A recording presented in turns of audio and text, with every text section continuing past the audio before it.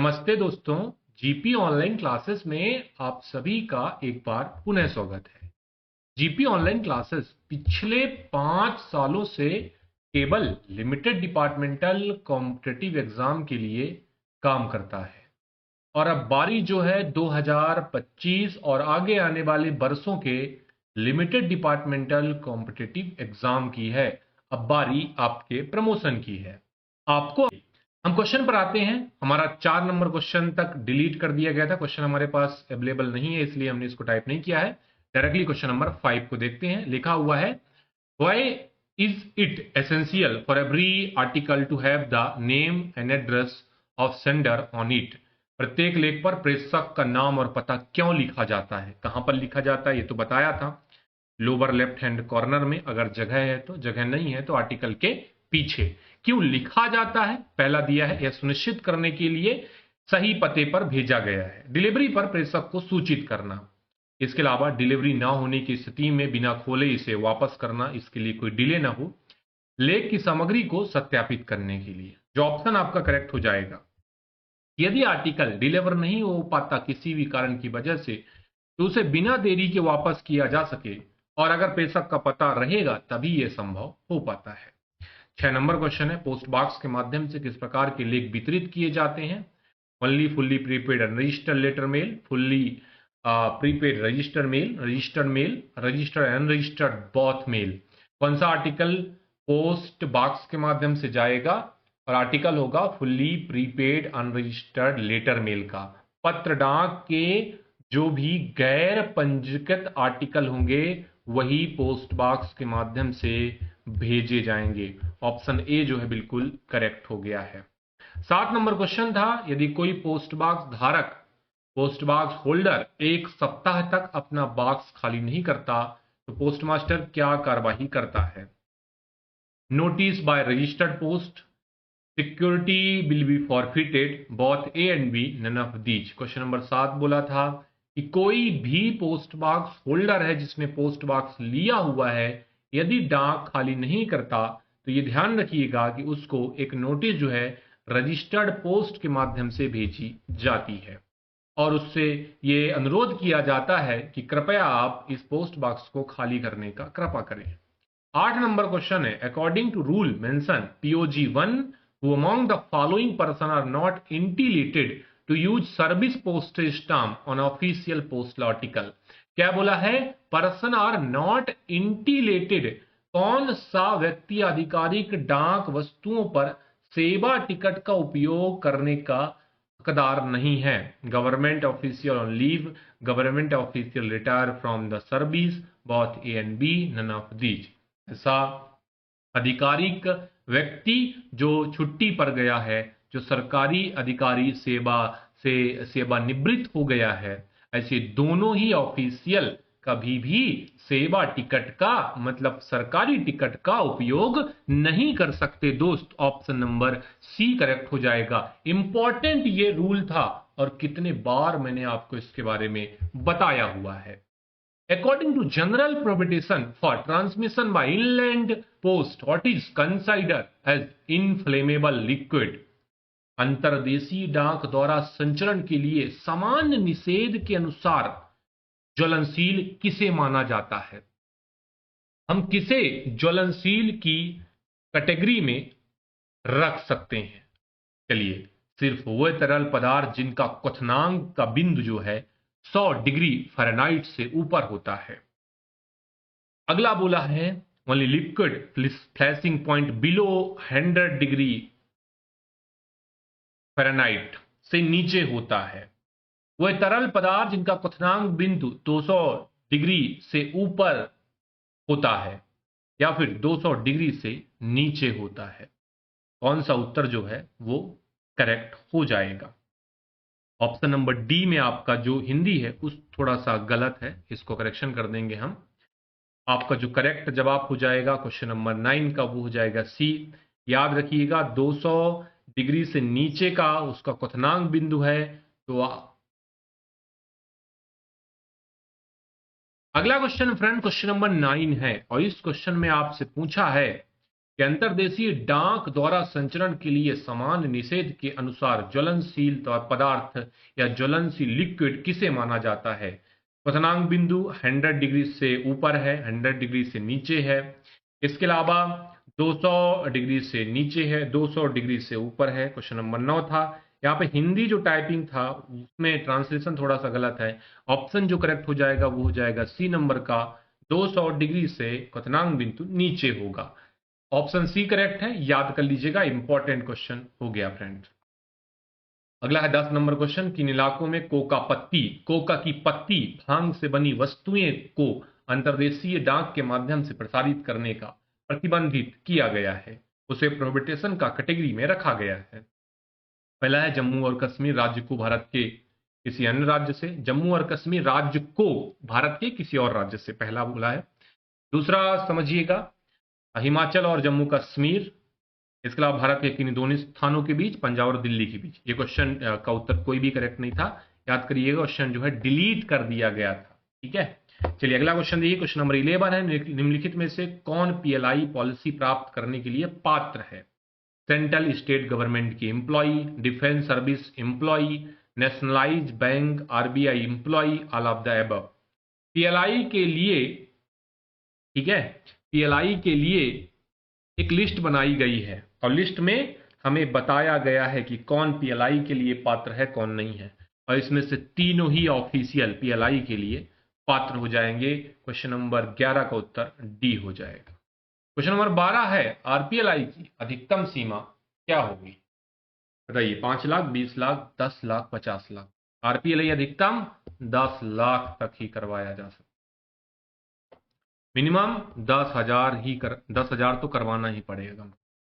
चलिए 13 number question है, BNPL ग्राहक नियत तिथि तक बकाया का भुगतान करने में विफल हुआ तो उसको जुर्माना कितना देना पड़ता है?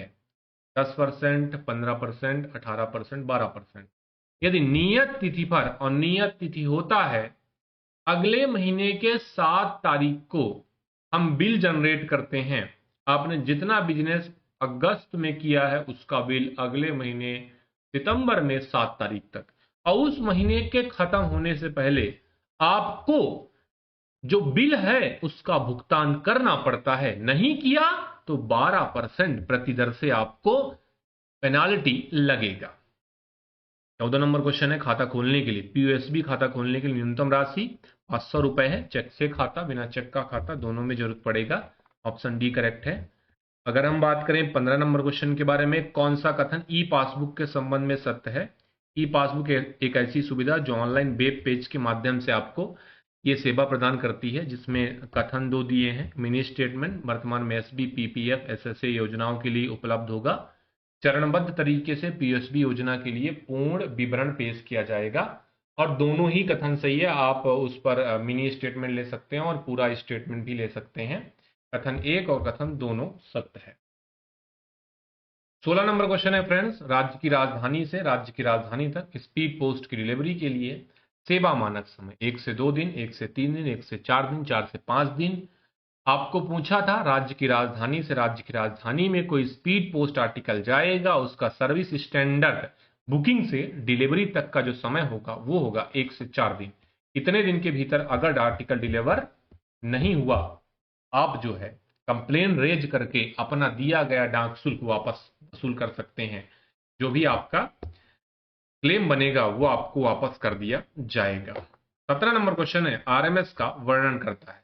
कौन सा एक उपयुक्त विकल्प है जिसका चयन आपको करना है, जो आरएमएस का वर्णन करता है? केवल ईमेल के संग्रह के लिए जिम्मेदार सेवा, अंतर्राष्ट्रीय मेल के लिए सेवा, रेल नेटवर्क द्वारा मेल की ढुलाई के लिए सेवा, परिवहन के विभिन्न तरीकों मेल का संग्रह जैसे वितरण, ढुलाई की एक जिम्मेदार सेवा। The service responsible collection distribution of male, carriage of male by various mode of transport, rail, river, steamer के द्वारा मेल का संचरण करना, उसको डिस्ट्रीब्यूट करना, कलेक्शन करना आरएमएस की परिभाषा के अंतर्गत आता है। और डी नंबर का जो विकल्प है वो इसको परिभाषित करता है। अगला क्वेश्चन 18 नंबर का है, बोला है any post office which is situated on a line up through mail communication and receive short back intended for office। भाई साहब, अगर आपको ये लाइन समझ में नहीं आया, मैं आपको समझा कर जाऊंगा। समझिए, एनी पोस्ट ऑफिस, पहला तो ये पोस्ट ऑफिस है भाई, कोई भी डाकघर जो मेल की संचार लाइन पर स्थित है, जहां से बहुत सारे आगे के डाकघर का रास्ता जाता है। अब ये क्या करेगा? भेजे गए बैगों को बिना खोले प्राप्त करेगा, छटाई करेगा, और उसे हम ट्रांजिट ऑफिस के नाम से जानते हैं। ट्रांजिट ऑफिस और ट्रांजिट मेल ऑफिस में बेसिक डिफरेंस है, बहुत कंफ्यूजन क्रिएट हो जाता है। और आपको इस चीज का ध्यान रखना है कि ट्रांजिट ऑफिस पोस्ट ऑफिस होगा, ट्रांजिट मेल ऑफिस आपका आरएमएस में होगा। ऑप्शन ए करेक्ट है। Central bag office is a section of postal directorate, B section of postal directorate, C section of postal directorate, D section postal directorate. Right answer जो है D हो जाएगा, D section of postal directorate. Next question 20 number का है। What does a label bundle consist? Only express bundle, a collection of face unregistered articles securitized with a check slip, registered article only, article intended for delivery from GPO। बताइए, label bundle में क्या क्या शामिल होता है? Label bundle आपको पता होगा कि चेक स्लिप के साथ सुरक्षित रूप से बंधे हुए अनरजिस्टर्ड आर्टिकल का एक समूह है, और जो ऑप्शन करेक्ट हो जाएगा वो हो जाएगा बी नंबर का। ये बात आपको ध्यान रखना है। A collection of face unregistered article secure tight with a check slip. अगला सवाल 21 नंबर का है। Parcel bag contain ordinary register parcel, BP parcel and insured bag, speed post bag, packet bag, mail bag. एक पार्सल बैग में पंजीकृत पार्सल, BP parcel और बीमाकृत पार्सल, speed post bag, packet bag, mail bag. कौन सा हो सकता है? बीमाकृत बैग भी हो सकता है। पार्सल बैग में साधारण ऑर्डिनरी, जिसको हम बोलते हैं रजिस्टर्ड, और बीपी, और इसके साथ इंश्योर्ड बैग भी हो सकता है। इंपॉर्टेंट क्वेश्चन दोस्त। अगला सवाल देखो। एक बैग जिसका उपयोग वरिष्ठ अधिकारी के पत्र व्यवहार को रखने के लिए करते हैं।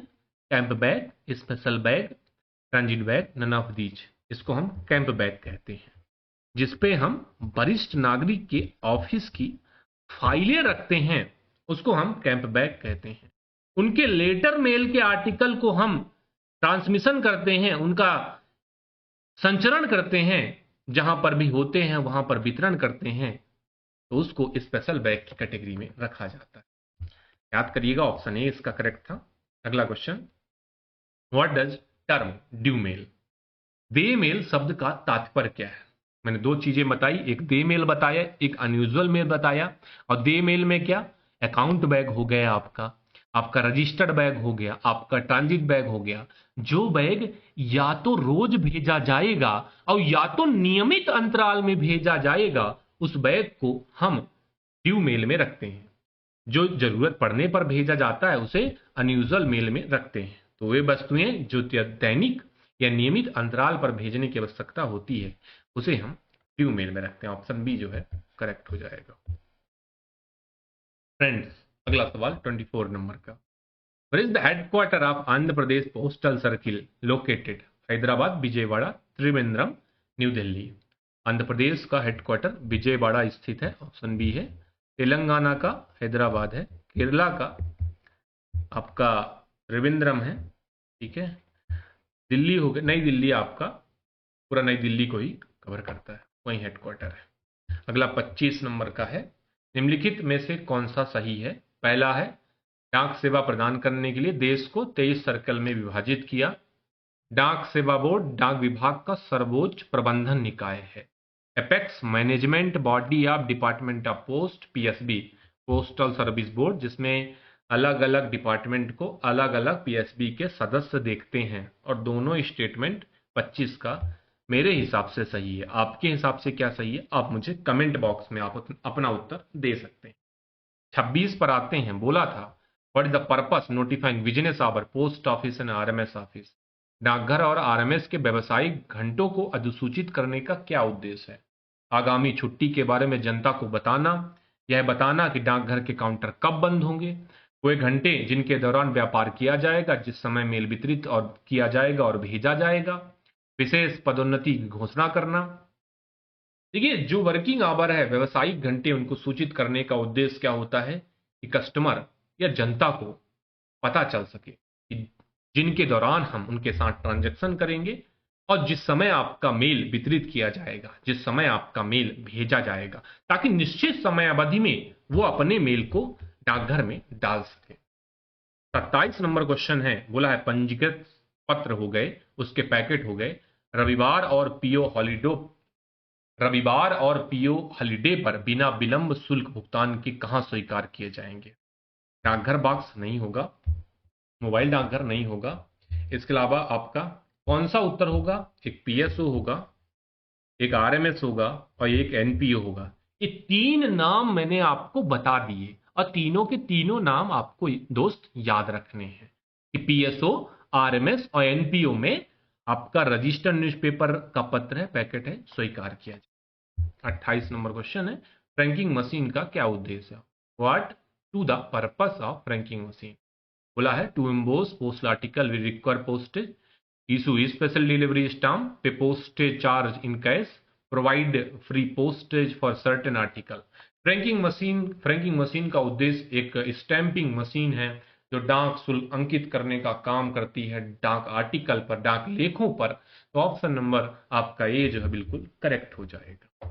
चलिए फ्रेंड्स, अगला है 29 नंबर का। पोस्टिंग के सामान्य नियम के अनुसार how many date stamp are require on every letter packet parcel according to general rule as a posting? बोला है पोस्टिंग के सामान्य नियम के अनुसार प्रत्येक पत्र, पैकेट, पार्सल पर कम से कम 2 डाकघर का तारीख मुहर, कम से कम, ठीक है, कम से कम 2 डाकघर का तारीख मुहर लगाना है। चलिए, अच्छा क्वेश्चन आया है 30 नंबर का। बोला है which type of note not included expression currency note? Currency note का जो मैंने आपको परिभाषा बताया, उस करेंसी नोट के परिभाषा में भैया कौन सा शब्द जो है शामिल नहीं है? किस प्रकार के नोट इस पर शामिल नहीं होंगे? कौन सा नोट? बैंक नोट शामिल है, फॉरेन करेंसी नोट शामिल है, ओल्ड नोट शामिल है। कभी भी डिफेस नोट, आपको ध्यान रखना है, विकृत नोट जो है वो करेंसी नोट या मुद्रा नोट की परिभाषा में नहीं आएंगे। याद कर लीजिए, क्वेश्चन नंबर 30 का उत्तर बी करेक्ट। क्वेश्चन नंबर 31 है, नीरज चोपड़ा किस खेल से संबंधित है? इसका सरल सा जवाब होगा, ये बहुत फेमस हुए थे जब इन्होंने भारत के लिए गोल्ड मेडल जीता था। तो इसका जो उत्तर हो जाएगा वो हो जाएगा भाला फेंक, javelin throw. Option C correct है। अगला क्वेश्चन है, भारत का पहला समाचार पत्र क्या था? Bengal Gazette, Hindustan Time, Pioneer, Samvad, Kaumudi. कौन सा उत्तर हो जाएगा? बंगाल गजट जो है भारत का पहला समाचार पत्र था, याद करिएगा। अगला क्वेश्चन रिपीटेड है, कटी बिहू किस राज्य किस केंद्र शासित प्रदेश में मनाया जाने वाला त्योहार है? अरुणाचल प्रदेश है, असम है। असम करेक्ट जवाब हो जाएगा। बिहू जो है वो कहां पर मनाया जाता है? बिहू फेस्टिवल आसाम में मनाया जाता है। इसके बारे में बहुत बार हमने चर्चा किया हुआ है। अगला एथिक का क्वेश्चन है, एक कंपनी है पी, पर्यावरणीय स्थिरता को प्राथमिकता देती है, मुनाफे का एक हिस्सा पर्यावरण अनुकूल पहलों के लिए दान करती है, इसका एक उदाहरण है। बोला है कॉर्पोरेट सामाजिक जिम्मेदारी है, पर्यावरण शोषण है, अनैतिक व्यावसायिक व्यवहार है, या फिर वित्तीय लालच है। इसको हम किस में रख सकते हैं? कॉर्पोरेट सामाजिक जिम्मेदारी है, कॉर्पोरेट सोशल रिस्पॉन्सिबिलिटी बनती है। हम सभी की जिम्मेदारी बनती है कि जितना भी हो सके पर्यावरण को आपको सेफ रखना है, पेड़ पौधे लगाने हैं, बचाना है, कोशिश करना है कि आगे आने वाले जनरेशन को किसी प्रकार की दिक्कत एनवायरमेंट से नहीं होनी चाहिए। ऑप्शन नंबर ए करेक्ट है, यह हमारा ड्यूटी है। आप अपने मूल्यों पर कायम रहते हैं, भले ही दूसरे आप पर कुछ गलत करने के लिए दबाव डालते हैं। बहुत ही इंपॉर्टेंट क्वेश्चन है। इंपॉर्टेंट कैसे हो सकता है कि आप एक ऑर्गेनाइजेशन के, आप एक संस्था के एम्प्लॉई हैं, कर्मचारी हैं, और आपका जो सिद्धांत है, जो प्रिंसिपल है, उस पर आप कायम रहते हैं। आपके ऊपर दबाव बनाया जाता है, आपके ऊपर जो बैठे ओहदे पर अधिकारी हैं या कर्मचारी हैं, आपका मजाक भी उड़ाते हैं, तो आप उच्च स्तर के संचार वाले व्यक्ति, सहयोग वाले व्यक्ति, ईमानदारी, निष्ठा। हालांकि ये हो नहीं पाता, ये पढ़ने के लिए लिखी हुई बातें हैं, मेरा पर्सनल एक्सपीरियंस है पिछले 7 सालों, 8 सालों का, 9 सालों का, ये चीजें हो नहीं पाती। मैंने देखा है जो जमीन स्तर पर चीजें होती हैं वो आप इंप्लीमेंट नहीं कर पाते। जब आप इंप्लीमेंट करने की कोशिश करते हैं तो आपके ऊपर कहीं ना कहीं किसी ना किसी तरीके से षड्यंत्र रचा जाता है और आपको एक्स्ट्रा दबाव में डाला जाता है ताकि आपके अंदर एक डर पैदा रहे, आपको आपकी नौकरी को लेकर, आपकी चीजों को लेकर, कि आप जो है अगर सही भी करना चाह रहे हैं तो सही नहीं कर पाते क्योंकि आप छोटे ओहदे पर बैठे हुए हैं। और कहीं ना कहीं से छोटे तो आप रहेंगे क्योंकि आपके ऊपर कोई और होगा, उसके ऊपर कोई और होगा, उसके ऊपर कोई और होगा और उसके ऊपर कोई और होगा। ये सीढ़ी जो है चलती रहती है। तो कहीं ना कहीं आपको ये बात समझना पड़ेगा। तो 35 का जो करेक्ट जवाब हो जाएगा वो हो जाएगा डी नंबर, इंटीग्रिटी। इसको बोलते हैं निष्ठा। आप उच्च स्तर के निष्ठावान व्यक्ति हैं। चलिए फ्रेंड्स, अगला क्वेश्चन जीके का देख लेते हैं। क्वेश्चन नंबर 46 में डायरेक्टली आ जाते हैं। भारत का उद्यान शहर के नाम से किसे जाना जाता है? Trivandrum, Imphal, Shimla, Bengaluru, which is known garden city of India. Miscellaneous आप जरूर देख के जाइएगा क्योंकि वहां से 1 से 2 क्वेश्चन पूछ लेता है। जैसे गार्डन सिटी पूछ लिया आपसे, कभी गुलाबी सिटी पूछ लेगा आपसे, कभी पिंक सिटी पूछ लेगा। ये सारी चीजें पूछी जा सकती हैं। 46 में जो करेक्ट जवाब हो जाएगा वो हो जाएगा बंगलुरु। इसको हम गार्डन सिटी बोलते हैं। अगला क्वेश्चन है, इंडियन ज्योग्राफी से पूछा है। भारत के उत्तरी मैदान को प्रायद्वीपीय क्षेत्र द्वारा अलग करता है बिंदका पर्वत, अरावली पर्वत, ये सबसे पुराना पर्वत है, ये भी ध्यान रखना है। सतपुड़ा का पर्वत, सह्याद्री पर्वत। सह्याद्री मैंने आपको बताया था, अगर आपने नहीं देखा तो किस भाग को सह्याद्री कहा जाता है ये भी आपको ध्यान रखना है। क्वेश्चन नंबर 47 का उत्तर आपका हो जाएगा ए, उत्तरी मैदान को प्रायद्वीपीय क्षेत्र द्वारा बिंद पर्वत अलग करता है। यह बात आपको याद कर लेना है। 48 नंबर क्वेश्चन है, किसकी सिफारिश पर भारतीय संविधान में मौलिक कर्तव्य जोड़े गए? बलवंत राय मेहता समिति, विवेक देवराय समिति, एल.एम. सिंघवी समिति, सरदार स्वर्ण सिंह समिति। क्वेश्चन नंबर 48 का उत्तर हो जाएगा डी, सरदार स्वर्ण सिंह समिति के द्वारा जो अनुमोदन किया गया था उसके द्वारा ही संविधान में मौलिक कर्तव्य, अधिकार नहीं कर्तव्य जोड़े गए थे। जो आपके फंडामेंटल ड्यूटी है, बेसिक जो कर्तव्य है उसको जोड़े गए थे। ऑप्शन डी करेक्ट हो जाएगा। निम्नलिखित में से किस संवैधानिक संशोधन में शिक्षा का अधिकार प्रदान किया गया? 88 अमेंडमेंट, 89, 87, 86। क्वेश्चन नंबर 49 है और जितने भी अमेंडमेंट इंपॉर्टेंट वाले हैं उनको पढ़ के जाइएगा। इसका जवाब आपका हो जाएगा डी नंबर का। 86वें संशोधन में शिक्षा का अधिकार प्रदान किया गया था। 50 नंबर क्वेश्चन है, प्रथम महिला क्रिकेट विश्व कप की champion Australia, England, New Zealand, Bharat. Question number 50 था, उत्तर आपका इंग्लैंड हो जाएगा, ध्यान रख लीजिएगा। इस वीडियो में इतना ही करेंगे। जुड़ने के लिए आप सभी का धन्यवाद।